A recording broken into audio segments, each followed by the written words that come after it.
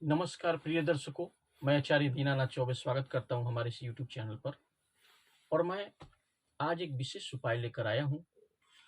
जिसमें 14 जनवरी मकर संक्रांति पुष्य नक्षत्र एक दिन में विवाह होने का योग बनेगा। जरूर करें यह चमत्कारी उपाय, रिश्तों की लाइन लग जाएगी। प्रिय दर्शकों, भूमंडल पर ग्रह नक्षत्रों का एक ऐसा योग भ्रमण करते रहता है और खास करके बड़े बड़े जो महापर्व होते हैं जैसे मकर संक्रांति 14 जनवरी, मकर संक्रांति 2025 जो 14 जनवरी का दिन होगा, भूमंडल पर ग्रह नक्षत्रों का एक ऐसा योग भ्रमण करते रहेगा जिसमें अगर छोटा से छोटा उपाय भी अपने बच्चों के लिए निमित्त कर लेंगे तो वह कारगर सिद्ध होगा और आपके बच्चे बच्चियों की शीघ्र अतिशीघ्र विवाह हो जाएगी। प्रिय दर्शकों, यह जो मैं उपाय लेकर आया हूं संक्रांति पर मैं क्यों बता रहा हूं, क्योंकि मकर संक्रांति पर आप जानते होंगे कि स्नान, ध्यान और ध्यान, दान का भी बहुत बड़ा महत्व है। स्नान, ध्यान और दान, वस्त्र दान, बड़े बड़े जो हमारे जो पुजारी हैं, संत हैं, जो साधनाएं करते हैं, वे स्नान का बहुत बड़ा महत्व बताते हैं। तो सरोवर में स्नान, नदी में स्नान और गंगा स्नान का एक विशेष महत्व रखता है। प्रिय दर्शकों, बातें चलती हैं, बातें चलती हैं, बहुत सारे रिश्ते आते हैं, लेकिन कोई भी रिश्ता शादी में जब कन्वर्ट नहीं हो पाता तो माता पिता चिंतित हो जाते हैं। उन्हें समझ नहीं आता कि क्या ऐसा करें जिससे बच्चों के निमित्त कि जल्द से जल्द उनका विवाह हो जाए। क्या आपके बच्चों के कुंडली में सप्तम भाव पीड़ित हो चुका है, या कोई क्रूर ग्रह आकर बैठ गया है, राहु केतु जनित दोष उत्पन्न हो गए हैं, या कोई क्रूर ग्रह आकर बैठ गया है सप्तम भाव में, या बड़ा से बड़ा दोष सता रहा है, चाहे काल सर्प दोष हो, ग्रहण दोष हो, गुरु चंडाल दोष हो या नजर दोष हो, तो यह जो मौका है इसे हाथ से ना गंवाएं, क्योंकि 14 जनवरी मकर संक्रांति, वो भी पुष्य नक्षत्र भी रहेगा। पूरे दिन पुष्य नक्षत्र रहेगा। 10:17 के बाद पुष्य नक्षत्र पूरे दिन रहेगा। तो पुष्य नक्षत्र में किया हुआ उपाय कभी व्यर्थ नहीं जाता। साथ में मकर संक्रांति भी रहेगा, तो दोनों का एक साझा योग मिल करके भूमंडल पर ग्रह नक्षत्रों का एक ऐसा योग बनाएगा जिससे बच्चों के लिए आप जो भी उपाय मैं अभी कुछ ही पलों में बताने वाला हूं, प्रिय दर्शकों, आप शुरू से अंत तक हमारे इस वीडियो में बने रहें। ऐसे योग में जब उपाय किए जाते हैं तो वह साकार हो जाते हैं और आपके बच्चे बच्चियों की कुंडली के दोष सर्वदा के लिए समाप्त हो जाते हैं। चाहे वह नजर दोष हो, या किसी का किया कराया हो, या काल सर्प दोष हो, गुरु चंडाल दोष हो, राहु केतु शनि जनित या सप्तम भाव पीड़ित चाहे कितना भी हो गया हो, अगर मकर संक्रांति को 14 जनवरी 2025 को आपने यह उपाय कर लिया, जो मैं टाइमिंग बताऊंगा और जो मैं पल बताऊंगा, जो समय बताऊंगा, उस दौरान आपने यह उपाय कर लिया, तो आपके बच्चे बच्चियों की कुंडली के दोष समाप्त होंगे और शीघ्र अतिशीघ्र इनका विवाह हो जाएगा। लाखों लोगों पर आजमाया हुआ उपाय, जो ग्रह नक्षत्रों के भूमंडल पर ऐसे योग होते हैं जिसमें अभी तक आप अगर अपने लाइफ में सक्सेस नहीं हुए हैं तो आपके जीवन में क्रांति लाने वाला यह उपाय है और इसे जरूर करें। प्रिय दर्शकों, सबसे पहले मैं कहूंगा कि हमारे इस चैनल पर जो नए नए आए हैं तो हमारे चैनल को सब्सक्राइब अवश्य करें, बेल आइकन को ऑल पर सेट कर लें, ज़्यादा से ज़्यादा लोगों में शेयर करें, वीडियो पसंद आए तो वीडियो को लाइक करें, चैनल को सब्सक्राइब करें और ज़्यादा से ज़्यादा लोगों में शेयर करें। और सबसे बड़ी बात, सब्सक्राइब कर लेंगे तो इसमें आपका ही बेनिफिट है, क्योंकि इसका नोटिफिकेशन आपको प्राप्त होगा और जल्द से जल्द हमारे द्वारा बनाए गए उपायों के वीडियो प्राप्त हो जाएगा। क्योंकि देखिए, धन दौलत है, बच्चे पढ़े लिखे हैं, सब कुछ है, देखने में सुंदर हैं, काफी प्रतिभाएं हैं उनके अंदर, फिर भी नकारात्मक स्थिति क्या इसी घर कर गई है। से चले आते हैं, बातें चलती हैं, देखने वाले आते हैं, देखकर चले जाते हैं, और प्रिय दर्शकों, उम्र लगातार बढ़ती चली जाती है। कोई 40 के हो जाते हैं, कभी कभी देखा गया है कि 20-25 के हो गए, 30 के, 40-45 वर्ष के भी हो जाते हैं। ऐसे में उनके रिश्ते आते तो हैं, लेकिन ग्रह दोष और कुंडली के जो दोष होते हैं, जो सप्तम भाव अगर पीड़ित हो चुका है, प्रयास तो आप करेंगे लेकिन आपको बेनिफिट नहीं मिलेगा, क्योंकि बड़ा से बड़ा काल सर्प दोष, मांगलिक दोष, गुरु चंडाल दोष या नजर दोष या फिर ग्रहण दोष लग जाती है जब कुंडली में, या कुंडली लगती है कि बंध चुकी है, ऐसा स्थिति बन जाता है, तो ऐसे ही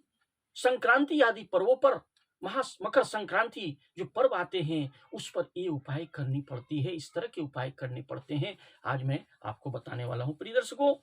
करना क्या है, वीडियो अगर पसंद आए तो वीडियो को लाइक करें, चैनल को सब्सक्राइब करें, बेल आइकन को ऑल पर सेट कर लें, ज़्यादा से ज़्यादा लोगों से शेयर करें। और सबसे पहले आपको करना क्या, आप चलते हैं विषय वस्तु की तरफ, उपाय की तरफ।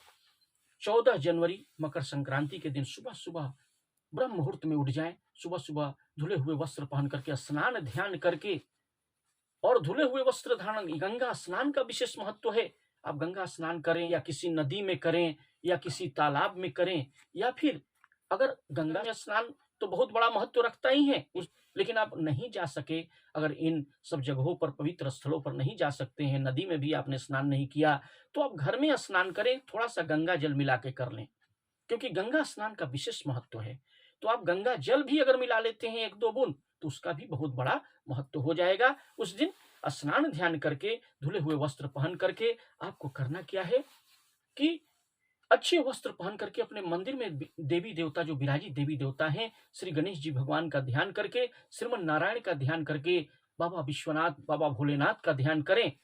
और साथ में एक घी का दीपक प्रज्वलित करके या तिल के तेल का दीपक प्रज्वलित करके अपने मंदिर में विराजित देवी देवता को जरूर दिखा करके आप रख दें। यानी अपने मंदिर में विराजित इष्ट देवता और जो स्थान देवता हैं उनका ध्यान करें, अपने पितृ देवता का ध्यान कर लें कि बड़े से बड़े जो पितृ दोष हैं या बड़े से बड़े जो बंधन दोष लगे हुए हमारे बच्चे की कुंडली में, उनकी विवाह में जो बाधा आ रही है, हे पितृ देवता, हे लक्ष्मी नारायण भगवान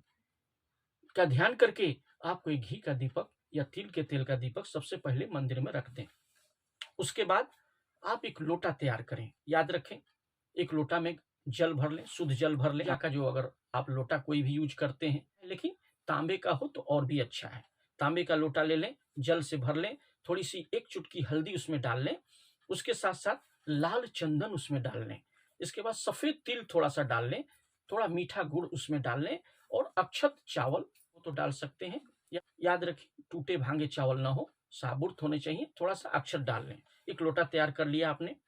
और वहां बैठ करके सूर्य भगवान का ध्यान करना है। हो सके तो लाल आसन पर बैठ जाएं, आसन पर बैठ करके ओम ह्रीं सूर्याय नमः, ओम ह्रीं सूर्याय नमः, या सूर्य भगवान का कोई ध्यान करते हुए ओम सूर्याय नमः, ओम आदित्याय नमः, ओम ह्रीं सूर्याय नमः, एक माला 108 बार कर लें तो बहुत अच्छी बात है। और सारी सामग्रियां जो आपने लोटा में जल तैयार किया है,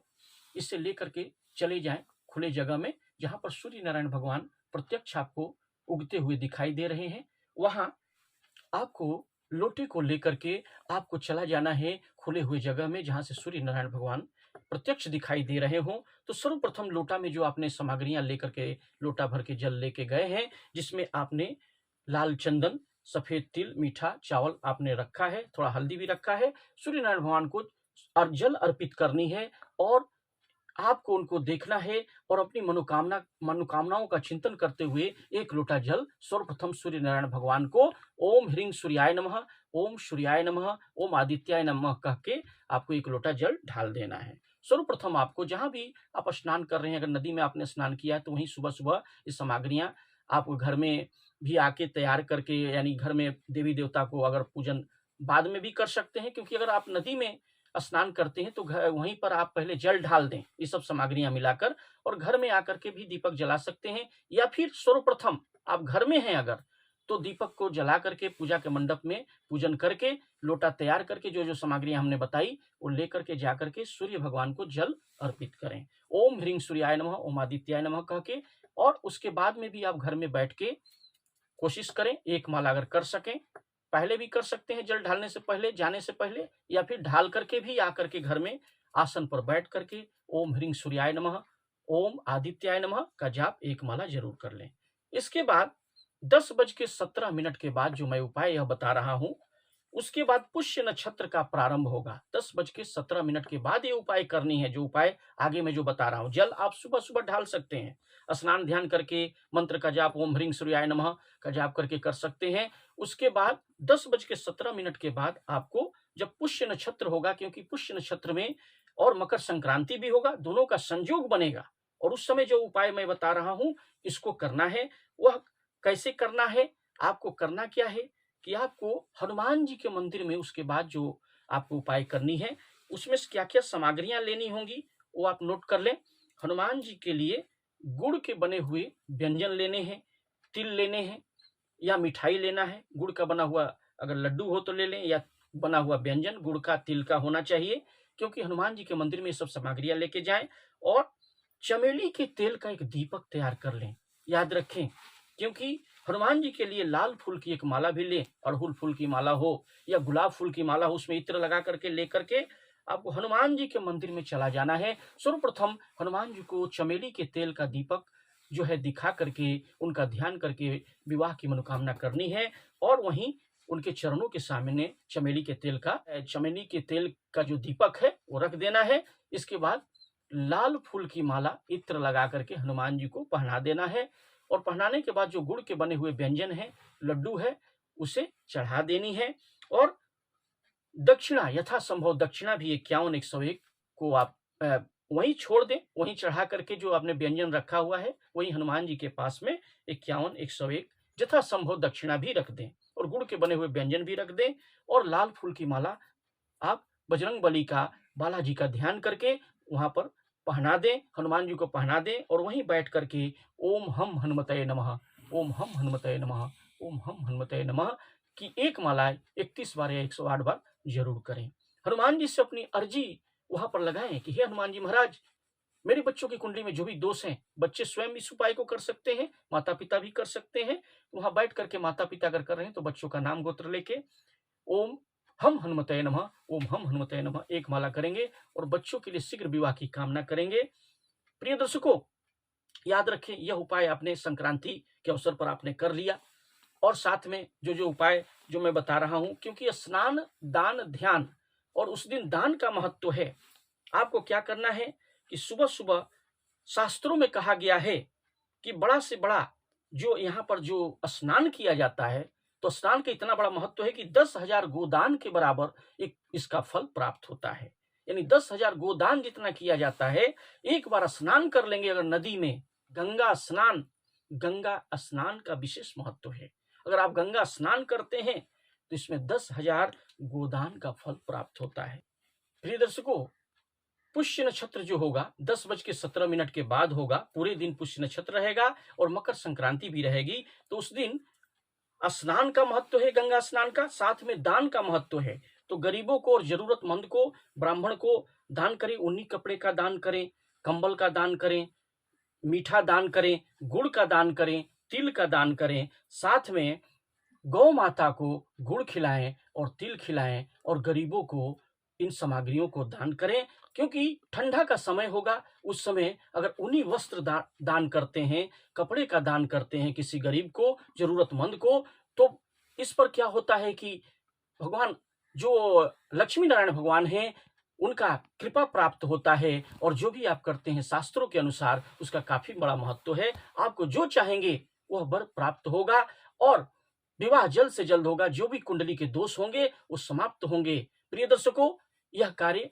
आपको 10:17 के बाद दान का कार्य करना है, और साथ में दान भी करना है, और साथ में जो हमने उपाय बताए, जो हनुमान जी के मंदिर में करके उपाय को करने के बाद ही यह कार्य 10:17 के बाद आप इस उपाय को करें। दान करें, कंबल का दान करें, वस्त्र का दान करें, अन्न का दान करें, तिल का दान करें, और गुड़ का दान करें। प्रिय दर्शकों, वीडियो पसंद आए तो वीडियो को लाइक करें, चैनल को सब्सक्राइब करें, बेल आइकन को ऑल पर सेट कर लें, ज्यादा से ज्यादा लोगों में से शेयर करें। और कुंडली विश्लेषण के लिए भी हमें आप अपने बच्चों का नाम, डेट ऑफ बर्थ, जन्म का समय, जन्म का स्थान अवश्य भेजें। मैं बता दूंगा आपके बच्चियों की शादी कब होगी, किस दिशा में होगी, क्या ग्रह दोष है, सारे उपाय बताऊंगा। उनकी लव मैरिज होगी कि अरेंज मैरिज होगी। तब तक के लिए ओम हम हनुमते नमः।